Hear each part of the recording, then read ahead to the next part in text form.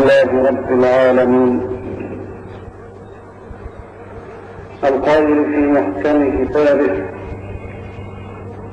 يوم يقوم الروح والملائكة صفا لا يتكلمون إلا من أذن له الرحمن وقال صوابا. ذلك اليوم الحق فمن شاء اتخذ إلى ربه مآبا.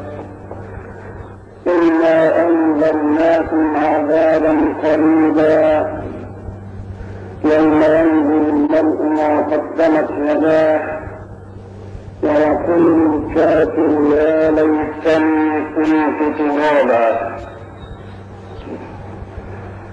أشهد أن لا إله إلا الله وحده لا شريك له، الملك ملكه والحكم حكمه والأمر أمره والعدل عدله.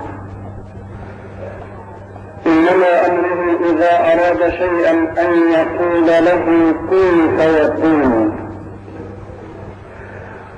إذا جمع الله الأولين والآخرين لميقات يوم معلوم نادى مناد من قبل الله تبارك وتعالى جل في علاه يا أهل الموقف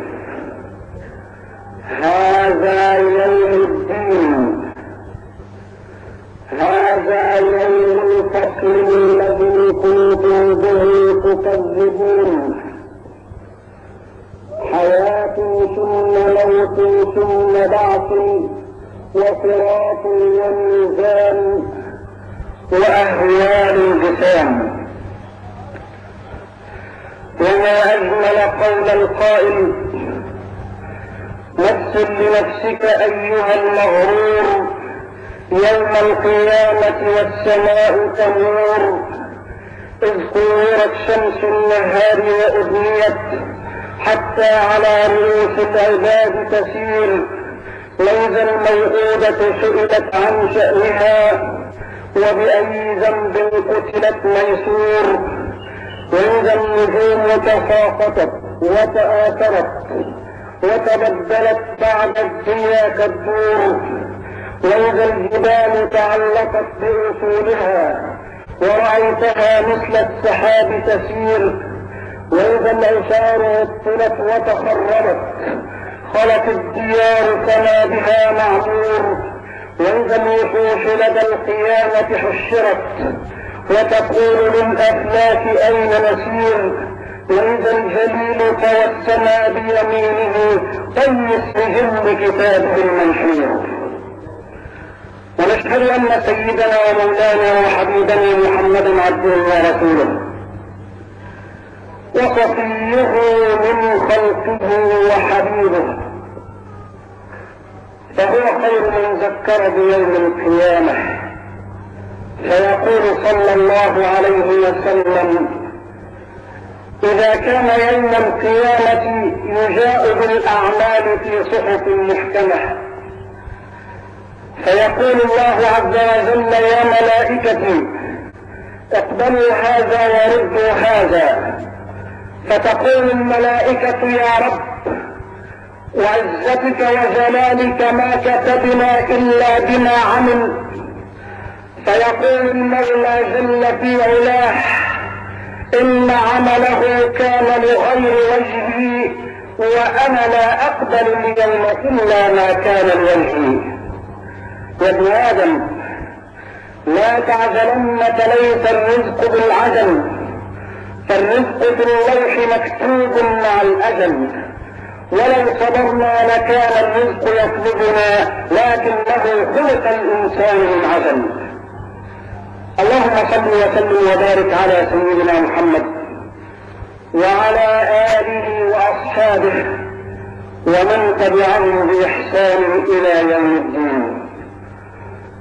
أما بعد فيا أتباع النبي صلى الله عليه وسلم أهوال شديدة ومواقف صعاب، أهوال يوم القيامة.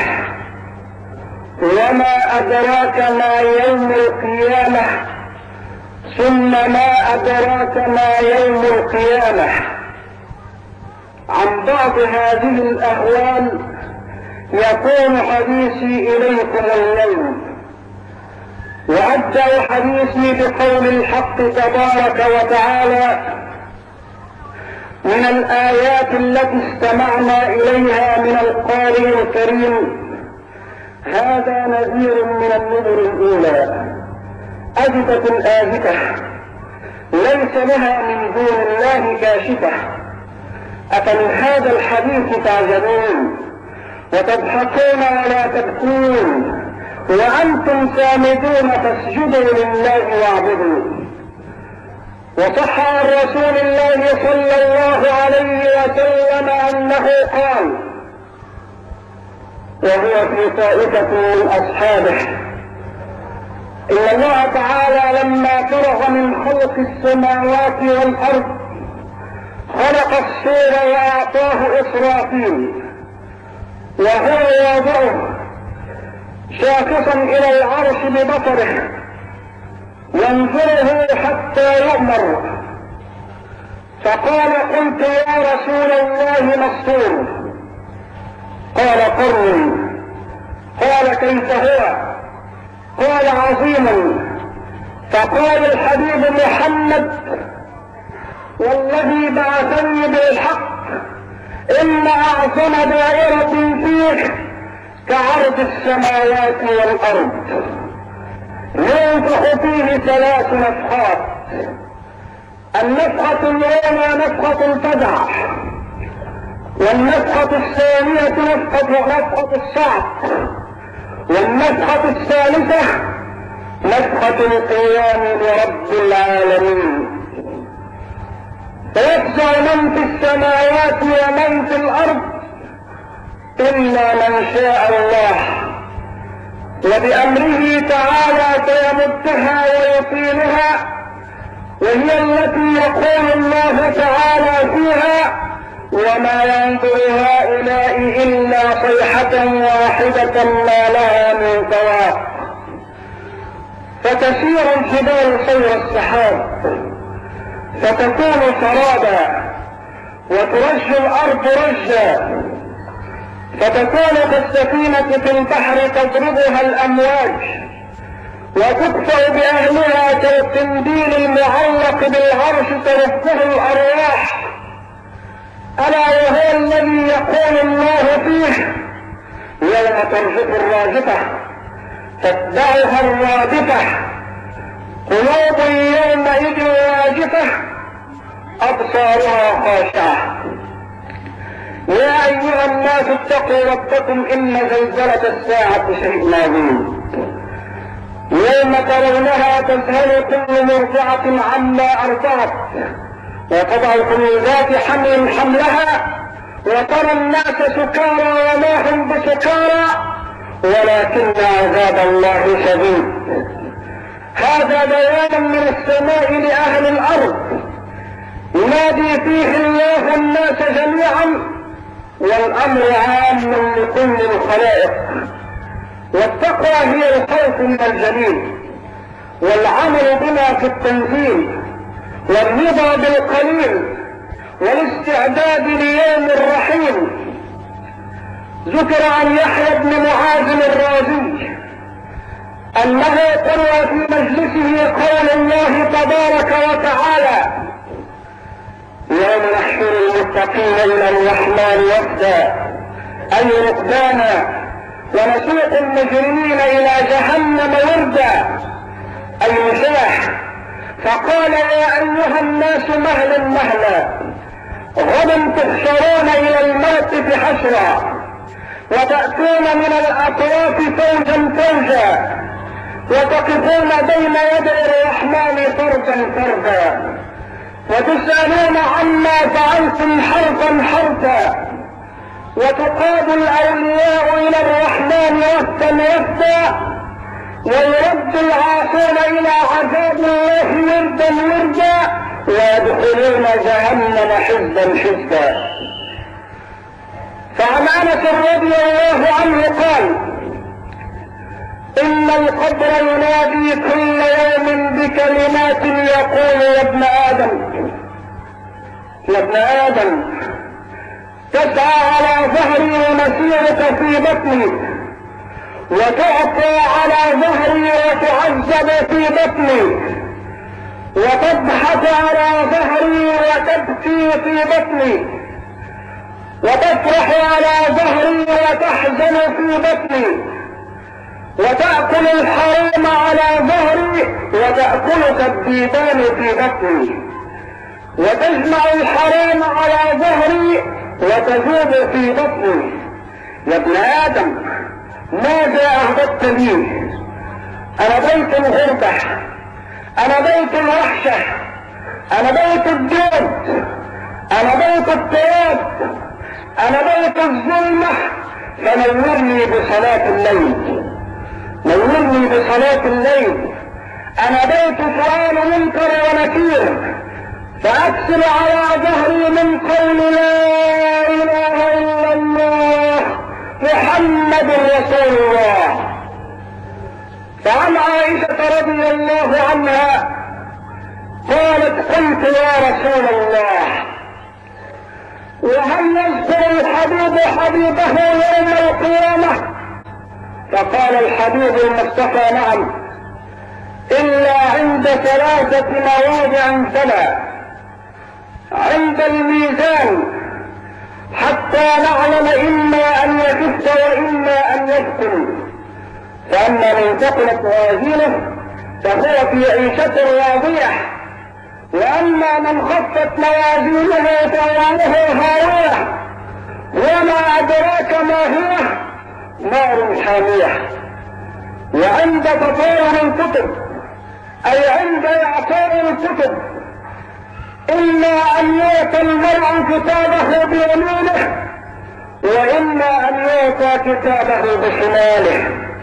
وقال قول الله تعالى وكل إنسان ألزمناه طائره في عنقه ونخرج له يوم القيامة كتابا يلقاه منشورا اقرأ كتابك كفى بنفسك اليوم عليك حسيبا. صدق الله العظيم. وإما أن يخرج عنقا من النار فينطوي عليهم فيقول اقتلت بثلاث: اقتلت بكل من ادعى مع الله إلها آخر، ولا تدع مع الله إلها آخر، لا إله إلا هو، كل شيء هالك إلا وجهه، له الحكمى إليه ترجعون. واقتلت بكل جبار عنيد، واستفتحوا وخاب كل جبار عنيد. وقلت بكل متكبر لا يؤمن بيوم الحساب فينطوي عليهم فيرمي بهم في غمرات جهنم. وقال موسى إني عذت بربي وربكم من كل متكبر لا يؤمن بيوم الحساب. ويقول الفقيه أبو الليث رضي الله عنه علامة الخوف من الله تعالى تظهر في أشياء، وأولها لسانه، ويمنعه من الغيبة والنميمة والكذب والبهتان وكلام الخدود، الكلام الذي لا فائدة فيه، ويجعله مشغولا بذكر الله وتلاوة القرآن ومذاكرة العلم. وأما الثاني فهو قلبه، فيخرج منه الحقد والعداوة والبغضاء وحسد الإسلام، لأن الحسد يمحو الحسنات، لقوله صلى الله عليه وسلم الحسد يأكل الحسنات كما تأكل النار الحطب. وأما الثالث فهو نظره، فلا ينظر إلى الحرام من الأكل والشرب والكسوة وغيرها، ولا ينظر إلى الدنيا بالرهبة، بل يكون نظره إليها على وجه الاعتبار، ولا ينظر إلى ما حرم الله عليه، لقوله صلى الله عليه وسلم من منع عينه من الحرام ملأ الله يوم القيامة عينه من النار. واما الرابع فهو بطنه فلا يدخلها حرام لانه اسم كبير، لقوله صلى الله عليه وسلم: اذا وقعت لقمة من حرام في بطن ابن ادم، اذا وقعت لقمة من حرام في بطن ابن ادم لعنه كل ملك في السماء والارض ما زالت تلك اللقمة في بطنه، وان مات على تلك الحالة فمأواه جهنم. المؤمن من هو؟ المؤمن هو الذي يكون بين الخوف والرجاء، فيقول صلى الله عليه وسلم: قال الله عز وجل في حديثه القدسي: وعزتي وجلالي لا اجمع على عبدي خوفين ولا امنين، فمن خافني في الدنيا امنته في الاخره، ومن امنني في الدنيا اخذته يوم القيامه. وهذا الحبيب المصطفى محمد صلى الله عليه وسلم وعده ربه بالشفاعه في ليلة صفت سماؤها ورق ماؤها وطاب هواؤها وغرد الطير فيها يسبح ربه في ليلة الإسراء والمعراج، حينما قال الحبيب محمد: يا رب، حينما سأل المولى عز وجل سؤالا: يا رب لا أسألك فاطمة ابنتي ولا خديجة زوجتي ولا صفية عمتي ولا العباس عمي، ولكن أسألك يا رب أمتي أمتي أمتي. انظروا ماذا قال المولى عز وجل. قال له المولى جل في علاه: وعزتي وجلالي يا محمد لأقسمن القيامة بيني وبينك أنت تقول أمتي أمتي وأنا أقول رحمتي رحمتي. وعزتي وجلالي لأقسمن القيامة بيني وبينك أنت تقول أمتي أمتي وأنا أقول رحمتي رحمتي. يا أيها الذين آمنوا اتقوا الله ولتنظر نفس ما قدمت لغد واتقوا الله إن الله خبير بما تعملون. ولتنظر نفس ما عملت ليوم القيامة فتصدقت وعملت بالطاعة حتى تجد ثوابها عند الله الخالق العليم بالخير والشر.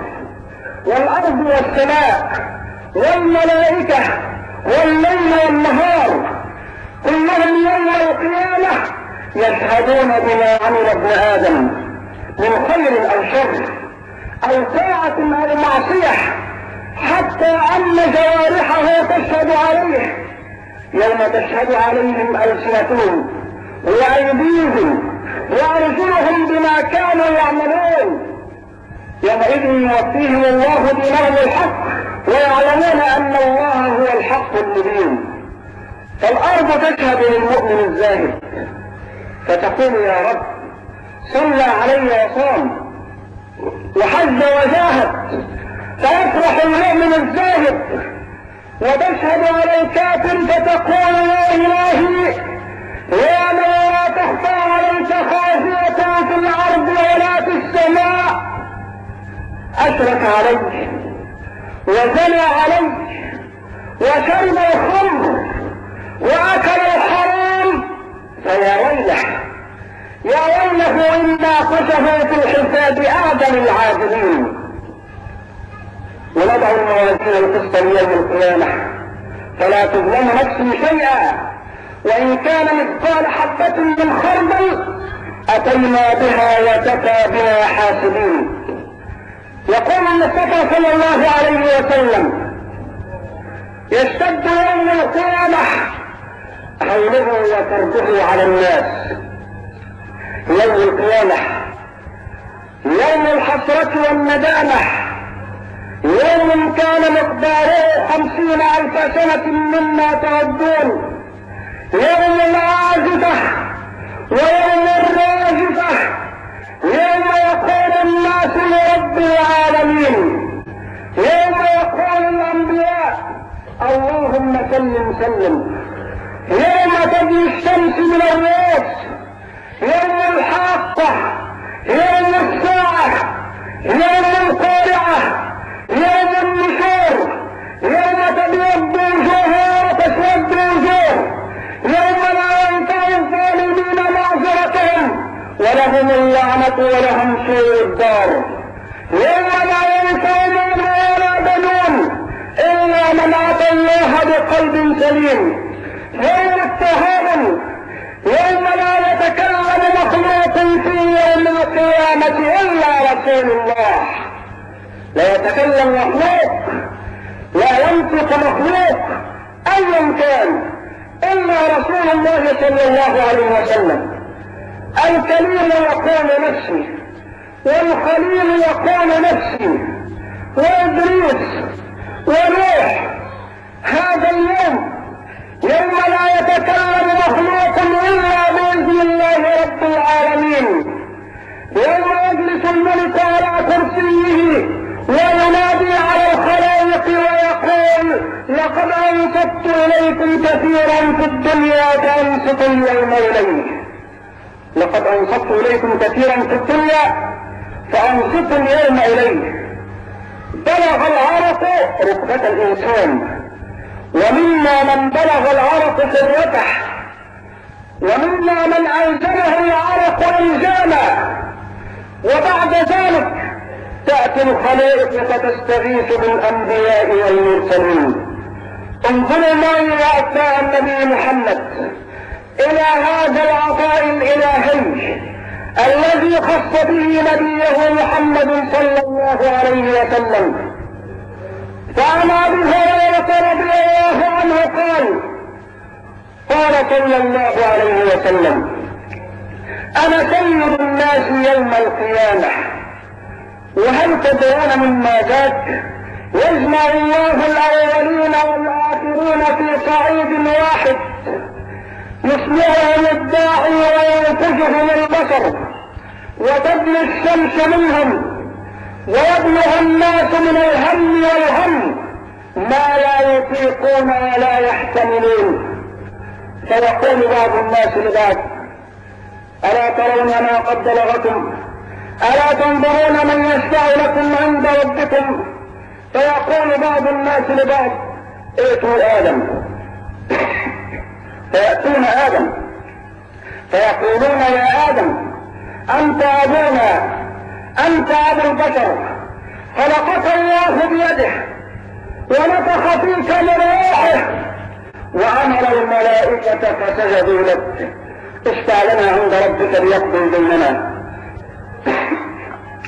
فيقول آدم عليه السلام: إن ربي قد غضب اليوم غضبا لم يهبط قبله مثله ولم يهبط بعده مثله، وإنه قد نهاني عن الشجرة فعصيته وأكلت منها. اذهبوا إلى غيري، اذهبوا إلى إبراهيم. فيقولون: يا إبراهيم اشفع لنا عند ربك ليقضي بيننا. فيقول إبراهيم عليه السلام: اذهبوا إلى غيري. فيأتون موسى فيقولون: يا موسى أنت رسول الله واصطفاك الله برسالاته وكلامه على الناس، اشفع لنا عند ربك ليقضي بيننا. فيقول موسى عليه السلام: اذهبوا إلى غيري لأنني كنت قتلت نفسا لم أؤمر بقتلها. اذهبوا إلى عيسى. فيأتون عيسى فيقولون: يا عيسى يا روح الله اشفع لنا عند ربك ليقضي بيننا. أنت رسول الله وكلمته ألقاها إلى مريم وروح منه وكلمت الناس في المهد وكهلا، اشفع لنا عند ربك ليقضي بيننا. فيقول عيسى عليه السلام: اذهبوا إلى غيري إلا أنني سأدلكم على التجارة الرابحة.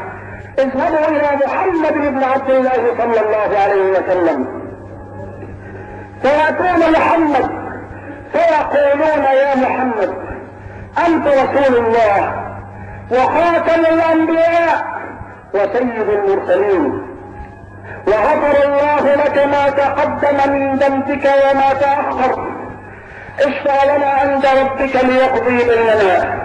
فيقول الحبيب ويقول نعم نعم أنا لها أنا لها، فيتكلم صلى الله عليه وسلم ويقول ثم انطلق فآتي تحت العرش فأقع ساجدا لربي، فيفتح الله علي وينهرني من محامده وحسن الثناء عليه شيئا لم يفتحه أحد قبلي. ثم يقال يا محمد ارفع رأسك وسل تعطى واشفع تشفع، فارفع رأسي فأقول يا رب أمتي أمتي. ثم يقال يا محمد أدخل الجنة من أمتك من لا حساب عليه من الباب الأمن من أبواب الجنة، وكلهم جميعا شركاء فيما سوى ذلك من الأبواب. والذي نفسي بيده إنما بين المصارعين من مصارع الجنة كما بين مكة وهجر أو كما بين مكة وبصرى، فمصارع الجنة وأتباع النبي محمد هو حلقان أبوابها. يقول النبي صلى الله عليه وسلم البر لا يبلى والذنب لا ينسى والديان لا يميت، افعل ما شئت كما تدين تدان، أو كما قال ادعوا الله وأنتم موقنون بالإجابة.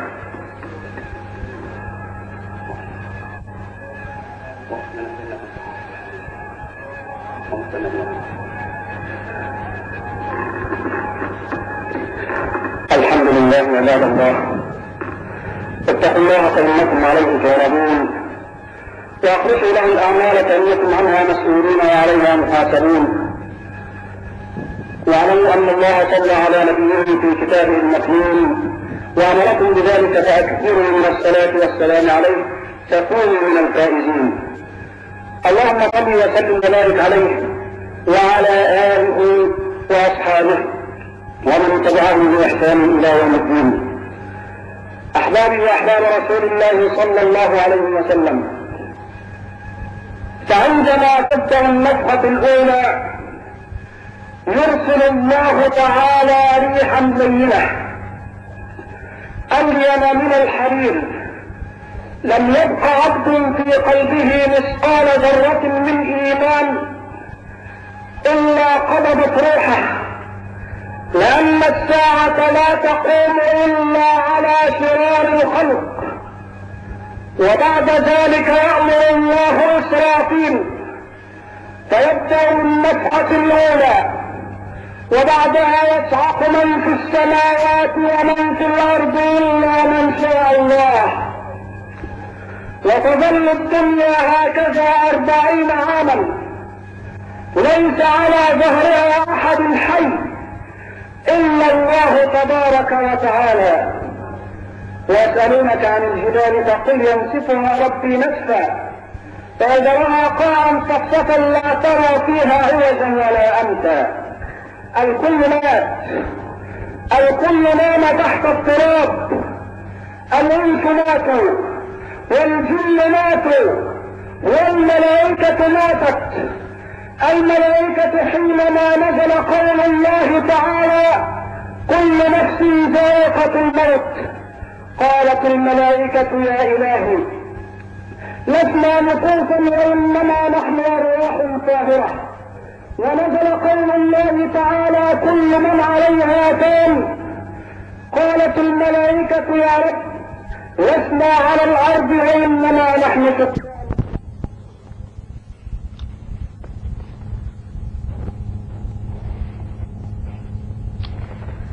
وعندما نزل قول الله تعالى كل من عليها فان قالت الملائكة يا رب لسنا على الأرض وإنما نحن سكان السماء. وحينما نزل قوله جل وعلا كل شيء هالك إلا وجهه خرت الملائكة ساجدين لله وقالوا سبحان من له البقاء وحده. وبعدها تبدل الأرض غير الأرض والسماوات وبرزنا جميعا لله الواحد القهار. ويأتي ملك الموت إلى الجبار جل جلاله ويقول له من بقي من الخلائق يا ملك الموت، فيقول إلهي لم يبق إلا جبريل وميكائيل وإسرافيل وأنا العبد الماسل بين يديك. فيقول المولى عز وجل اقبض روح جبريل يا ملك الموت، فيقبضها. اقبض روح إسرافيل يا ملك الموت، فيقبضها.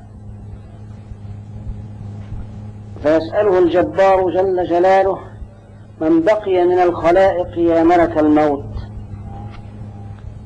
فيقول إلهي لم يبق إلا أنا العبد الذليل بين يديك. فيقول له الله مت يا ملك الموت، فيموت ملك الموت ويقول يا رب لو كنت أعلم أن سكرات الموت شديدة هكذا لطلبت منك أن تعافيني من قبض أرواح العباد.